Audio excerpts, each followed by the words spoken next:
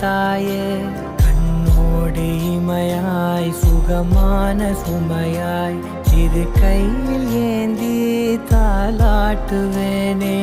காற்றோடு தலை கோதி நதியோடு தவழ்ந்து உயிரோடு உயிராக உறவாடும் அழகே. பனியோடு விளையாடி மலர் ஊஞ்சலாடி தரை வந்து தமிழ் பேசும் இரு கால் வெண்ணிலவே. சிறகாக உன்னை நான் ஏந்தி செல்வேன், சினுங்காமல் உன்னை நான் பார்த்து கொள்வேன்.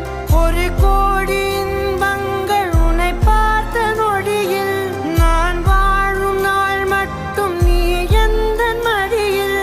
உன்னை ஈன்ற பொழுதிங்கு கடவுள் தன் முகம் பார்த்த பொழுது உன் பாதம் தொழுது.